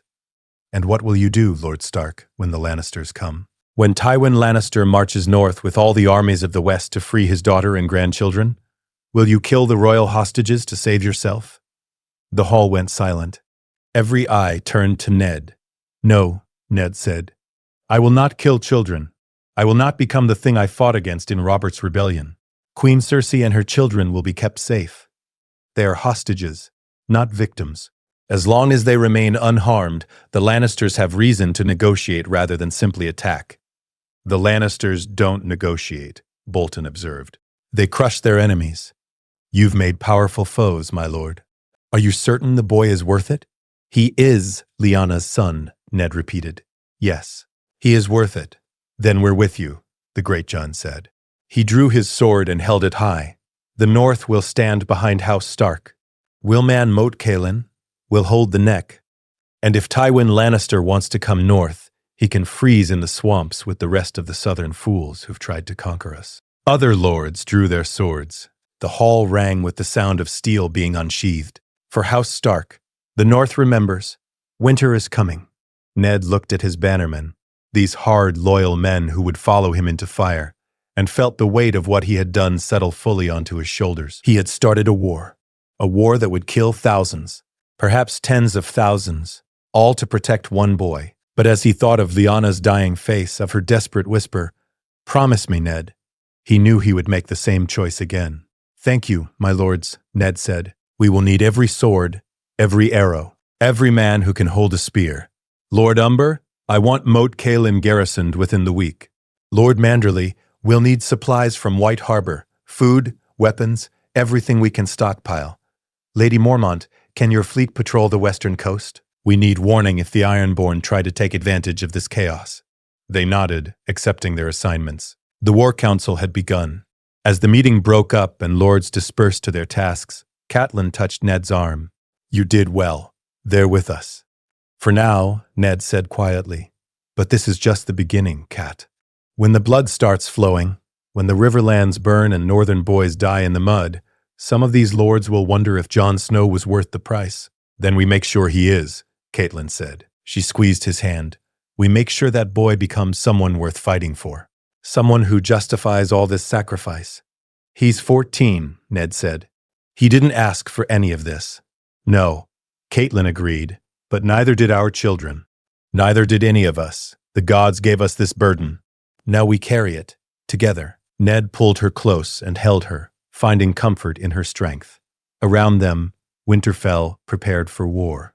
But in that moment, they were just a man and a woman facing the storm together, as they always had, as they always would. Jon Snow stood at the window of his chamber and watched Winterfell transform. Every day brought more armed men, more horses, more wagons loaded with weapons and supplies. The castle that had been his home was becoming a fortress, and he was the reason why. The guilt was crushing. He had tried to speak to Ned, to father, except Ned wasn't his father, was he? Jon still couldn't process that, but his attempts to see the Lord of Winterfell had been rebuffed. Too busy. Too much to do. Wait in your chambers. Stay safe. So Jon waited and watched, and felt the weight of what he was growing heavier every day. The door opened. Jon turned, expecting another servant with food, but it was Robb who entered, Grey Wind padding silently at his heels. Brother, Robb said. I'm not your brother, Jon replied. The words came out harsh. You're Stark. I don't even know what I am. You're Pack, Robb said simply. He crossed the room and stood beside Jon at the window. You're the boy I grew up with, trained with, fought beside. That doesn't change because of who your father was. My father was the man everyone in the Seven Kingdoms hated, Jon said bitterly. The Dragon Prince who stole Lyanna Stark and caused a war. And now I'm causing another war. How many people are going to die because of me, Robb? How much blood is on my hands? None, Robb said firmly. Robert Baratheon's hatred caused this. His inability to let go of the past. You didn't ask to be born. You didn't ask for any of this. But I'm the reason it's happening. Then be the reason it's worth it, Robb said. He gripped Jon's shoulder. Father risked everything to protect you. The least you can do is make sure that means something. Don't hide in this chamber feeling sorry for yourself. Come train with me, with the men. Show them you're worth protecting. Jon looked at Robb, at the brother who had always been there, who still saw him the same way despite everything. I don't know how to be what they need me to be, Jon said quietly. No one does it first, Robb replied. But we figure it out, together, like we always have. He pulled Jon into a brief embrace, then stepped back. Tomorrow morning, the training yard. Be there. That's an order from your future king. Future king? Jon's eyes widened. Robb, you're not. The North will need a king if we break from the Iron Throne, Robb said. Father will try to avoid it. He'll try to negotiate some peace. But if it comes to that, if we have to crown a king in the North again, it'll be me. And I'll need people I can trust at my side. That includes you. Targaryen blood or not. He left before Jon could respond, gray wind following, leaving Jon alone with his thoughts. Tomorrow, the training yard, standing before northern lords and soldiers who would all know what he was, a Targaryen. The blood of the dragons, the blood of the Mad King, but also Lyanna's son, Stark blood. Pack. Jon looked down at his hands. Wondered if they would ever be clean of the blood this war would spill. Wondered if he could ever be enough to justify what his uncle, was sacrificing. Outside his window, the North prepared for war, and Jon Snow, son of Lyanna Stark and Rhaegar Targaryen, prepared to face what he was and what he might become. The Wolf and the Dragon, the Maester Aemon had once written. When they dance, the world burns. Jon hoped that wasn't a prophecy, but he feared it might be. The Raven from Dragonstone arrived at Winterfell 12 days after King Robert's imprisonment. Maester Luwin brought it to Ned in the Solar where he sat with Catelyn and Robb, poring over maps and supply lists. The old Maester's face was grave as he handed over the sealed letter. From Lord Stannis Baratheon, Luwin said, his seal unbroken. Ned broke the black wax and unrolled the parchment. His eyes moved across the words once, twice, his expression darkening with each line. What does he say? Catelyn asked. He says he's coming north, Ned replied slowly. With what remains of his fleet and his men. 1,500 soldiers. Perhaps 2,000 if he can gather the Dragonstone garrison. Robb frowned. Coming north to attack us? No. Ned set the letter down, his face troubled. Coming north to support us, he says. Ned picked up the letter and read aloud. Lord Eddard, I have investigated the matter you were pursuing before you departed King's Landing. The matter of Jon Arryn's final days. The truth is worse than either of us suspected. Joffrey, Myrcella, and Tommen are not Robert's children. They are bastards born of incest between Queen Cersei and her twin Jaime. I have proof. Testimony from Lord Arryn's servants, genealogical records from Grand Maester Mallion's writings showing that all Baratheon trueborn children have black hair, never gold. Robert has no legitimate heirs. By law, I am the rightful heir to the Iron Throne. And by law, your imprisonment of Robert, while irregular, is justified if you are protecting the realm from the abomination of a bastard-born king. I am sailing to White Harbor. We must speak. The Solar fell silent. 7 hells, Robb whispered. Joffrey's a bastard? The Queen and the Kingslayer. Don't say it aloud, Catelyn said sharply. Not until we know if this is truth or Stannis's bitter imagination. He was passed over for hand in favor of his brother. He might be inventing reasons to claim the throne. Stannis Baratheon doesn't lie, Ned said quietly. He's many things. Bitter, rigid, cold. But he's not a liar. If he says he has proof, he has proof. Then what do we do with this? Caitlin demanded. We're already fighting a war because of one hidden parentage. Now we're supposed to start another over a second one? We don't start anything, Ned said. But if it's true, if Joffrey truly is a bastard born of incest, then the succession is in chaos. Stannis is Robert's heir. And if Stannis is willing to overlook my actions regarding the king's imprisonment, if he's willing to support our cause, then we have an ally with a legitimate claim to the throne, Robb finished. An ally who can give us legal cover for what we've done. At what cost? Caitlin asked. Stannis will want something in return. The North's fealty, most likely. Our armies supporting his claim. He'll want us to fight his war for him. Better than fighting alone against the entire realm, Ned said. He stood and moved to the window. Outside, snow was beginning to fall. The first real snow of autumn. Winter was coming early this year. We need to know the truth. I'll meet with Stannis when he arrives. Hear what proof he claims to have. Then we decide, Father Robb said carefully. If Stannis is telling the truth, if Joffrey's not legitimate, what does that mean for our hostages? For the Queen and her children? Ned's jaw clenched. It means they become even more valuable. If the realm learns that Cersei Lannister bore bastards fathered by her own brother, the scandal will tear the Seven Kingdoms apart. Tywin Lannister will do anything to keep that secret buried, or anything to silence those who know it. Caitlin said quietly. Ned, if we reveal this, we put targets on all our backs. The Lannisters have already shown they'll murder to protect their secrets. They killed Jon Arryn for discovering this. They'll kill us too if they get the chance. Then we don't give them the chance, Ned said, and we keep this information close. For now only the four of us know. Not even Jon can learn of this. Why not? Robb asked. If Joffrey's a bastard with no claim, doesn't that make Jon? No, Ned said sharply. We are not putting a crown on Jon's head. He's 14. He didn't ask to be Rhaegar's son, and he certainly didn't ask to be thrust into the Game of Thrones. The moment people start talking about him as a Targaryen claimant, he becomes a target for everyone. Robert, Tywin, even Stannis. I won't do that to him. But if Stannis takes the throne,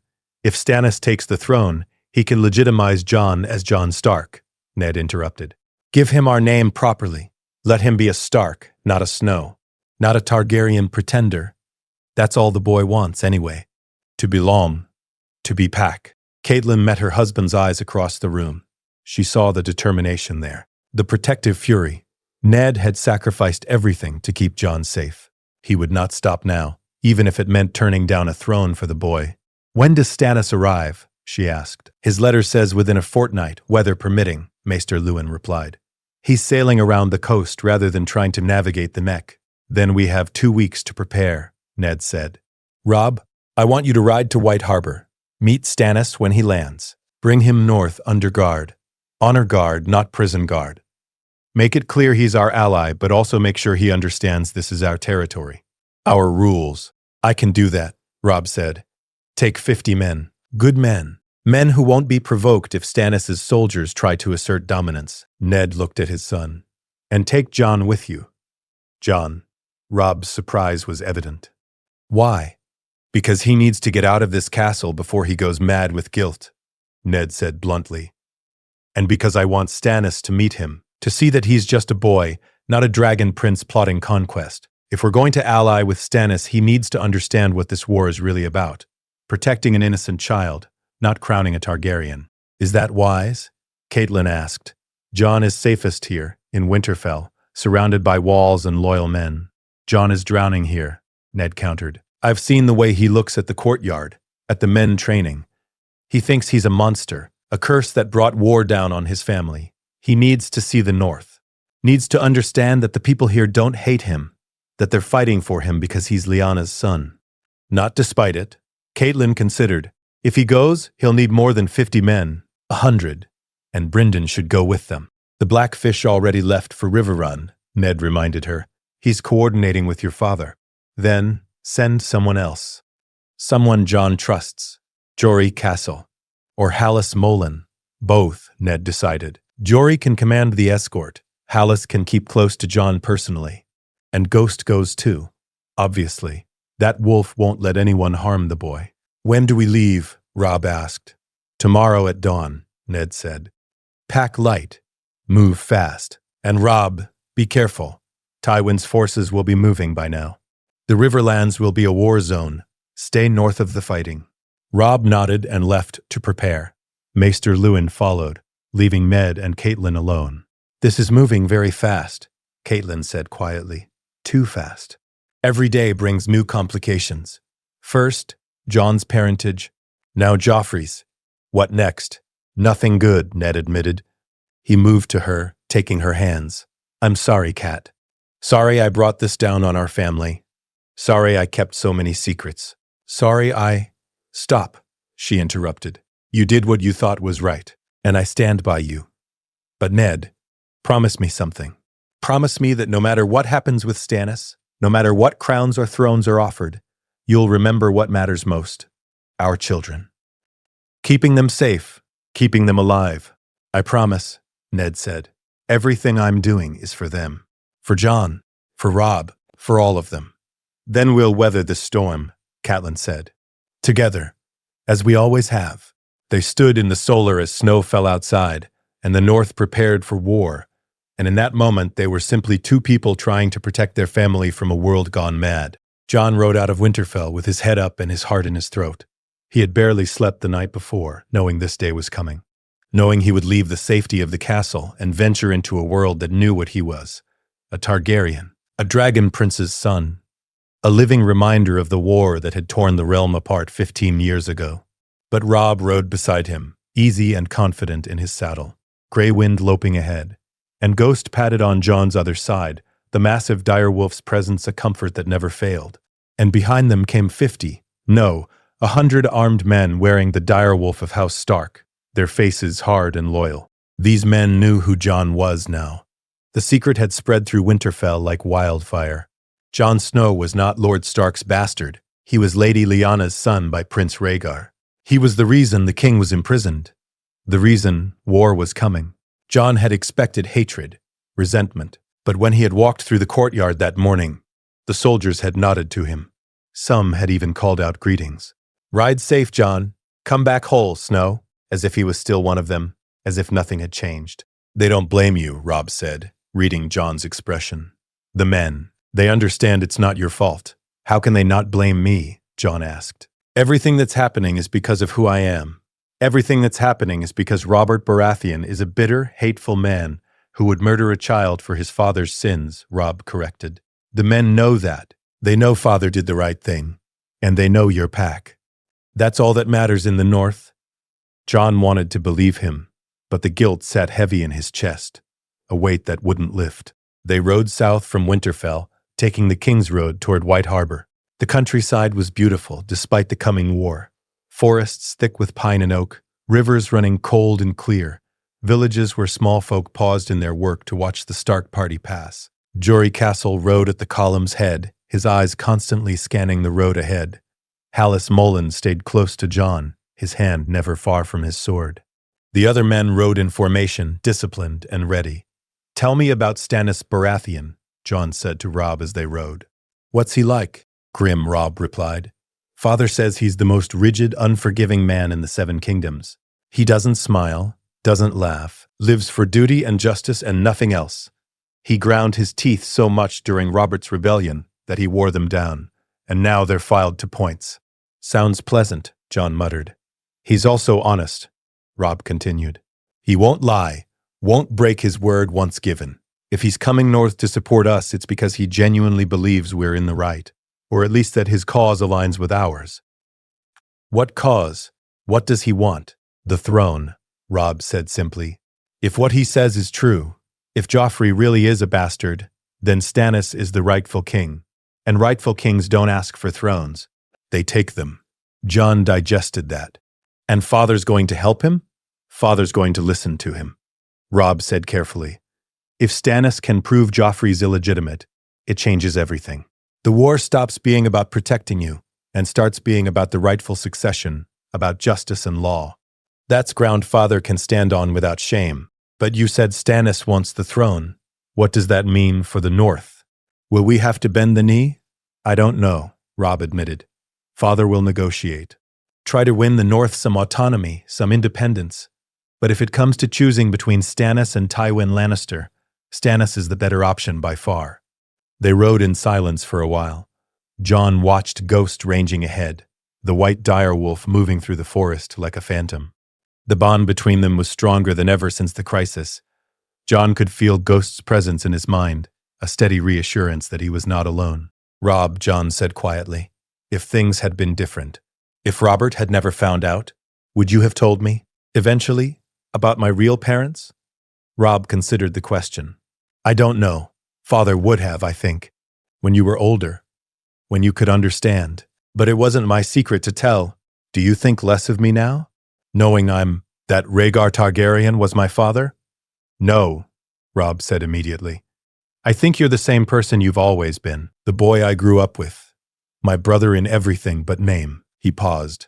"Though I suppose if Father had told you sooner, you might have done something stupid like try to take the Iron Throne." Jon laughed despite himself. "I don't want the Iron Throne. I don't want any throne. I just want—" He stopped, unsure how to finish. "You just want to belong," Robb finished for him. "I know. And you do. You're a Stark, Jon. No matter what blood runs in your veins, your pack." The words settled something in Jon's chest, not completely. The guilt was still there, the fear, but Robb's certainty helped. They made camp that night in a clearing off the King's Road. The men built fires and posted sentries while Jon and Robb sat together, sharing bread and salt pork. Ghost returned from the forest with a rabbit in his jaws. He dropped it at Jon's feet, then lay down, his massive head on his paws. Jon scratched behind the direwolf's ears, and Ghost's eyes closed in contentment. "You know," Robb said, watching them. "The old stories say the Starks were wogs, that the kings of winter could slip into their wolves' skins and see through their eyes, walk on 4 legs instead of 2. Just stories," Jon said. "Are they?" Robb looked at Grey Wind, who lay by the fire. "I dream sometimes, dream I'm running through the woods, hunting, and when I wake, Grey Wind is there beside me, and his muzzle is bloody. As if he hunted in my dreams." Jon said nothing. He had those dreams too, had been having them more and more since Ghost had grown large enough to hunt on his own. Dreams where he was the wolf, running wild and free, unburdened by human thoughts or human guilt. "Maybe it's real," Robb said quietly. "Maybe the old powers are waking again. The dire wolves returned after 200 years. Why not the wogs too? If the old powers are waking," Jon said, "what else is waking with them?" Robb had no answer to that. They reached White Harbor on the 6th day. The city sprawled along the coast, the largest settlement in the north, its harbor full of ships and its walls white as its name suggested. Lord Wyman Manderly ruled here, the richest man in the north, so fat he could barely walk but sharp as any blade when it came to matters of coin and trade. Lord Wyman met them at his castle gates, his enormous bulk supported by a carved walking stick, his face jovial despite the grim times. "Lord Robb," Wyman wheezed, bowing as much as his belly allowed. "And young Jon Snow. Or should I say Jon, what exactly? Jon Targaryen? Jon Stark? Jon nobody knows what to call him? Jon is fine, my lord. Jon it is." Wyman clapped his hands together, the sound like thunder. "Well met, lads. Well met. Come inside. We've much to discuss, and Lord Stannis's fleet was sighted this morning. They'll make port by evening." The castle of Newcastle was opulent by northern standards, warm and well lit, with tapestries on the walls and food enough to feed an army. Wyman settled them in his great hall with wine and meat pies while he talked. "War's coming," Wyman said, attacking his pie with gusto. "Already here, truth be told. My agents in the south report Lannister forces mustering at Casterly Rock. 30,000 men or more. They'll march on the Riverlands within a fortnight." "What about the other kingdoms?" Robb asked. "Who's supporting the crown?" "The Reach is sending ravens," Wyman replied. "Feeling out which way the wind blows, the Tyrells will join whoever offers them the best deal. The Stormlands are split. Some lords are rallying to Renly Baratheon and King's Landing. Others are waiting to see what Stannis does. The Vale is sealed tight as a virgin's legs. Dorne's watching and waiting, and the Ironborn," he made a disgusted sound. "Balon Greyjoy smells blood in the water. He'll strike when he thinks we're weak enough." "We need to garrison the western coast," Robb said. "Already done," Wyman assured him. "I've sent men to Deepwood Motte and Sea Dragon Point. They'll watch for longships. The truth is, if the Ironborn come in force, We can't stop them. The North doesn't have the fleet for it. What about your ships? Jon asked. White Harbor has a fleet. Wyman's eyes gleamed. Aye, we do. Not many know it, but we've been building warships up the White Knife for years. 23 vessels all told. Not enough to fight the Iron Fleet, but enough to make them think twice about raiding our coasts. The conversation continued through dinner. Jon listened more than he spoke, absorbing information about troop movements and supply lines in the complicated web of alliances that made up the Seven Kingdoms. He was learning that war was not just swords and battles. It was logistics, politics, knowing when to fight and when to wait, knowing who to trust and who to watch. As the sun set, a runner arrived with news. Stannis' fleet was entering the harbor. Stannis Baratheon stepped off his ship like a man arriving at his own funeral.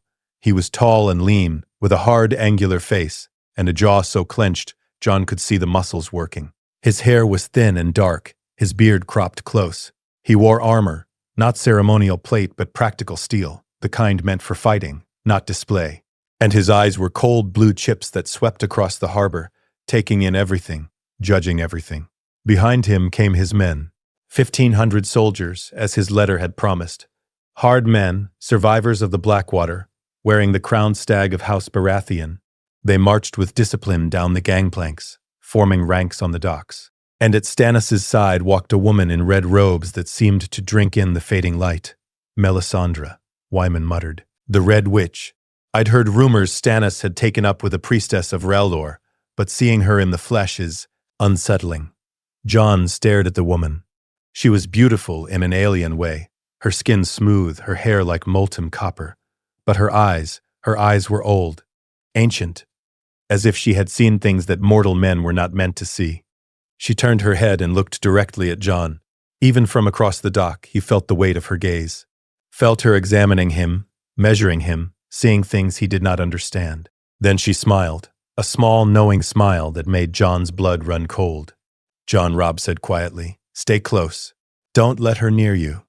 "Why? Who is she?" "No one good," Robb replied. They walked down to meet Stannis on the docks. Lord Wyman made the introductions, his jovial manner clashing strangely with Stannis' severity. "Lord Stannis," Wyman said, "welcome to White Harbor. May I present Robb Stark, heir to Winterfell, and Jon Snow, ward of House Stark." Stannis' eyes fixed on Jon. Jon Snow, the Targaryen boy. "Just Jon, my lord," Jon said carefully. "You're Rhaegar's son," Stannis said flatly. "There's no just about it. The blood of the dragon runs in your veins. That makes you dangerous to my claim. To any claim. Why shouldn't I take your head right now and eliminate a rival?" Jon's hand moved to his sword. Ghost growled low in his throat. Robb stepped forward, gray wind at his side, hackles raised. "Because I give you my word," Jon said, forcing his voice to remain steady. "I don't want the Iron Throne. I don't want any throne. I'm not a rival to you or anyone. I'm just a boy who wants to live." "Your wants are irrelevant," Stannis said. "But your blood is dangerous. As long as you live, Targaryen loyalists will have a figurehead to rally around, a prince to crown. That makes you a threat. Then it's lucky Lord Eddard didn't ask for your permission to keep him alive," Robb said coldly. "Jon is under Stark protection. If you threaten him, you threaten us. And we're the only northern allies you have, Lord Stannis. I suggest you consider that before making threats." Stannis and Robb stared at each other, the tension stretched tight as a bowstring. Finally, the Red Woman spoke. Her voice was accented, musical, strange. "The prince need not fear you, Stannis Baratheon. He is not your enemy. Not yet, perhaps not ever. The Lord of Light has shown me visions of snow and fire, of wolves and dragons dancing in the dark. This boy has a part to play in what's coming. Killing him would be unwise. Your visions are not policy, Melisandre," Stannis said. "And your stubbornness is not wisdom," she replied. "Listen to the boy. He speaks truth. He is no rival to you. But he could be useful. An ally. A symbol? Of what?" Stannis demanded. "Of change," Melisandre said. "Of old powers waking. Of the long night returning." She looked at Jon again, her eyes reflecting firelight that wasn't there. "You dream, don't you, Jon Snow? Dream of running on 4 legs. Dream of blood and snow and the cold wind rising. Jon said nothing. Ghost pressed against his leg, a solid presence anchoring him. We're not here to discuss dreams, Robb said sharply. We're here to discuss the war. My father sent me to escort you to Winterfell, Lord Stannis, to hear your proof about Joffrey's parentage and discuss an alliance. Are you coming or not? Stannis' jaw worked. Then he nodded once, sharp. I'm coming, but the boy stays away from me. And if he makes any move toward claiming anything, throne, crown, title, I will end him myself. Understood? Understood, Jon said quietly. They lodged that night in Newcastle. Jon couldn't sleep. He lay in his borrowed bed and stared at the ceiling, hearing Melisandre's words echo in his mind, the long night returning. Old powers waking? What did she mean? And why did her words fill him with such dread? The journey from White Harbor to Winterfell took 4 days. Stannis' men marched with grim efficiency, never singing, never joking, just walking with mechanical precision. The contrast with the northern soldiers, who told stories and laughed and complained about the cold, was stark. Jon rode with Robb, keeping well away from Stannis and his Red Priestess, but he could feel Melisandre's eyes on him. Every time he looked back, she was watching him, studying him, as if he was a puzzle she was trying to solve. On the 3rd night, she approached their campfire. Robb and Jon were sitting together, sharing a skin of wine when the Red Woman emerged from the shadows. Ghost immediately stood, his lips pulling back from his teeth in a silent snarl. Peace, Shadowcat, Melisandre said to the direwolf. I mean your master no harm. What do you want? Robb demanded. To speak with the prince, Melisandre said. Her eyes were fixed on Jon. Alone, not happening, Robb said flatly. Then you may stay, Melisandre said with a shrug. But hear me, Jon Snow. I have looked into the flames. I have seen the war that's coming. Not the small war between lions and wolves and stags. The great war. The war between the living and the dead. The dead don't make war, Jon said. Don't they? Melisandre smiled. The dead are rising beyond your wall. The cold winds blow. The long night that your ancestors feared is returning. And when it comes, all the petty squabbles of kings will mean nothing. The only question will be, who fights for the living? You're mad? Robb said. Am I? Melisandre looked at him. Ask your maester about the White Walkers, about the others. The monsters from the stories your wet nurse told you. They're real, Robb Stark. And they're coming. Even if that's true, Jon said, what does it have to do with me? You are ice and fire, Melisandre said. Stark and Targaryen, wolf and dragon. The Lord of Light has shown me that you have a part to play in the war to come, whether you want it or not. I don't believe in your Lord of Light, Jon said. Belief is not required, Melisandre replied. The God's will happens regardless. But know this, Jon Snow, your existence is not an accident. You were born for a purpose, and that purpose is greater than any throne. She turned and walked back into the darkness, her red robe swirling. Jon and Robb sat in silence for a long moment. She's insane, Robb said finally. Maybe, Jon agreed, but his hand trembled slightly as he raised the wineskin to his lips. Because part of him, the part that dreamed of running on 4 legs, the part that had always known he was different, believed her. They reached Winterfell on a gray afternoon with snow falling thick and fast. Ned stood in the courtyard to greet them, flanked by his household guard and bannermen. Jon saw the tension in his uncle's face, the worry, the exhaustion, the weight of command. The war was taking its toll. Stannis dismounted and strode forward, his face as hard as ever. Lord Stark. Lord Stannis, Ned replied. Welcome to Winterfell. I'm not here for welcomes, Stannis said. I'm here to forge an alliance against the Lannisters and put the rightful king on the throne. Me. Then we should talk, Ned said. Inside, away from prying ears. They adjourned to the Great Hall. The northern lords gathered. The Great Jon, Roose Bolton, Maegee Mormont. Stannis' officers joined him, including a grizzled knight with an onion sigil who Robb whispered was Davos Seaworth, Stannis' most loyal man. Jon stood at the back with Ghost, watching as history unfolded. Stannis laid out his case with brutal efficiency. Jon Arryn had been investigating Joffrey's parentage before his death, had discovered that every Baratheon in living memory had black hair, black of hair, as recorded in the genealogical texts. Yet all of Robert's children were golden-haired like their mother. Stannis had witnesses. Servants who had seen Cersei and Jaime together in ways siblings should never be. A goldsmith who had forged contraceptive moon tea for the queen.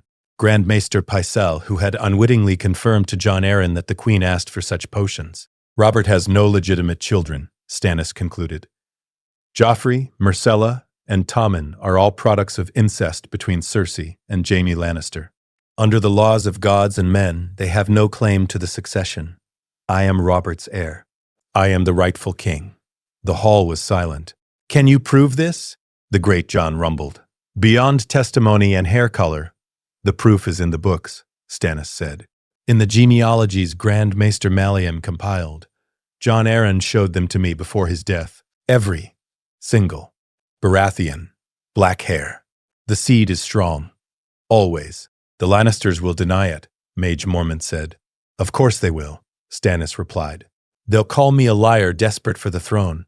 They'll say I invented this out of jealousy. But the truth will spread. People will look at Joffrey's golden hair and Robert's black hair, and they'll start asking questions. Doubt will grow, and doubt is the death of a dynasty. Ned's face was troubled. If you're right, if we reveal this, it won't just topple Joffrey. It will plunge the realm into even greater chaos. The Lannisters will fight to the death to suppress this information. And there will be lords who don't believe it, or who do believe it but fear Tywin Lannister more than they love truth. Let them fear, Stannis said. I didn't come north to ask permission. I came to offer you a choice, Lord Stark. Support my claim. Help me take the throne, and in return I will legitimize your nephew. Make him Jon Stark, true-born son of Eddard Stark by decree of the king. I will pardon your rebellion as justified. You were protecting the realm from a false king born of incest. And I will grant the North a degree of autonomy in recognition of your support. Autonomy? Ned repeated. What does that mean? It means the North keeps its own laws, its own customs, its own justice, Stannis said. You'll still bend the knee to the Iron Throne, but you'll rule your realm as you see fit, without Southern interference. No Southron lords imposed on you. No royal decrees overriding your authority. The North for the Northmen, under the Crown's protection. Murmurs ran through the northern lords. The great Jon's voice boomed out. And if we refuse, if we decide to crown our own king instead, then you'll fight the entire realm alone, Stannis said bluntly. The Lannisters, the Reach, the Stormlands, everyone who doesn't want to see the kingdoms shatter. You're fierce fighters, you Northmen, but you can't stand against the combined might of 6 kingdoms. Maybe not, the great Jon replied, but we'd make you bleed for every inch. Winter is coming, Lord Stannis. The cold is the North's greatest weapon. Let Tywin Lannister try to besiege Winterfell in a blizzard. Let the Reach try to hold the Riverlands when their supply lines freeze. Time is on our side. Time is on no one's side, Melisandre said. She had been silent until now, but her voice cut through the hall like a knife. The darkness is rising. The dead walk beyond the wall. While you squabble over crowns and kingdoms, the true enemy gathers its strength. Unite now or die divided when the long night comes. The wall has stood for 8,000 years, Roose Bolton said quietly. The watch guards the realms of men. We don't need to fear children's stories about ice demons. The watch is 300 men, Melisandre countered. 300 men to guard 300 miles of wall. When the dead come, and they will come, the watch will fall in a single night. And then nothing stands between the others and the 7 kingdoms but brave words and false courage. Enough, Ned said. He stood, his voice carrying command. We will consider Lord Stannis' offer, but I need time to consult with my lords and my family. We will give you an answer within 3 days. 3 days, Stannis agreed, but no longer. Every day we delay is a day Tywin Lannister grows stronger. Decide, Lord Stark. War is here whether you choose it or not. The only question is whose side you'll fight on. The meeting broke up. As the lords dispersed, Jon slipped away, Ghost following. He needed air, needed to think. He found himself in the Godswood, standing before the heart tree, its white bark stark against the falling snow. The face carved into the trunk seemed to watch him, its red sap eyes weeping like tears. Praying, a voice said. Jon turned. Ned stood behind him, looking tired beyond measure. I don't know how to pray, Jon said. I never learned. The old gods don't need words, Ned said. He came to stand beside Jon, both of them looking at the heart tree. They hear your heart, your thoughts, the truth of what you are. And what am I? Jon asked quietly. You're my nephew, Ned said, Lyanna's son. The boy I've raised as my own. That's all that matters. Stannis wants to legitimize me, Jon said. Make me a Stark. Give me the name I've always wanted. He looked at Ned. Is that what you want? For me to be Jon Stark? Ned was quiet for a long moment. I want you to be happy, he said finally. I want you to be safe. If being Jon Stark accomplishes that, then yes. That's what I want. But I fear that no matter what name you carry, you'll never truly be safe, Ned admitted. The moment people know you're Rhaegar's son, you become a symbol, a figurehead, someone that Targaryen loyalists will try to use. And no matter how many times you say you don't want a crown, there will always be those who try to put one on your head. I don't want that, Jon said fiercely. I don't want any of it. I just want to belong, Ned finished. I know. And you do belong, Jon. You always have. Your pack, your family. And that will never change, no matter what name you bear or what blood runs in your veins. They stood together in the falling snow, uncle and nephew, lord and ward. Two people bound by secrets and love and the weight of a promise made 14 years ago. What are you going to do? Jon asked. About Stannis? I'm going to listen to my lords, Ned said. Consider the options, and make the choice that best protects the North and the people I love. He looked at Jon. Including you, even if it costs you everything. I already made that choice, Ned said quietly. In the crypts, when Robert demanded your head, I chose family over friendship, over fealty, over everything. I won't unmake that choice now. Jon felt something in his chest loosen. The guilt was still there, the fear, but Ned's certainty helped, reminded him that he was not alone, would never be alone as long as House Stark stood. Thank you, Jon said, for everything, for lying for me, for protecting me, for being your family, Ned interrupted. Which is not a burden, Jon. It's a privilege. Don't ever forget that.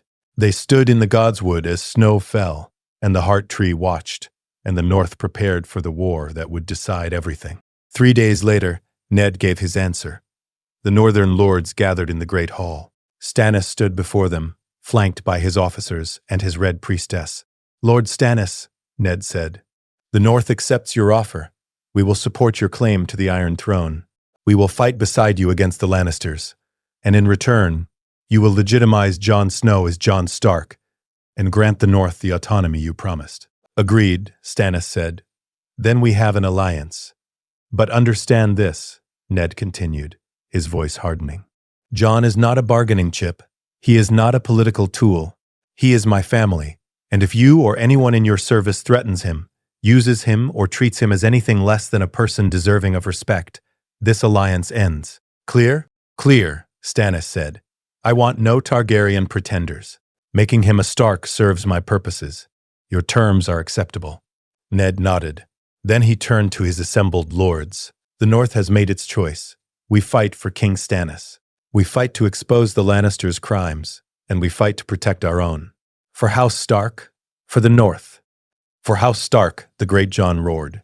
For the North, the others echoed. And in the back of the hall, Jon Snow, soon to be Jon Stark, stood with Ghost at his side and felt the weight of destiny settling onto his shoulders. The war was truly beginning, not just a war between houses, but a war that would reshape the Seven Kingdoms. And somehow, impossibly, Jon was at the center of it. The boy who had only wanted to belong now belonged to something far larger and more dangerous than he had ever imagined. Winter was coming. The realm was breaking, and Jon Snow had to figure out how to survive in a world where his very existence was a weapon that everyone wanted to wield. But he was not alone. He had Ned. He had Robb. He had the North. And he had Ghost, the White Wolf who would never leave his side. Together, they would face what came. Whatever that might be, let us know what you'd like to see next. The end.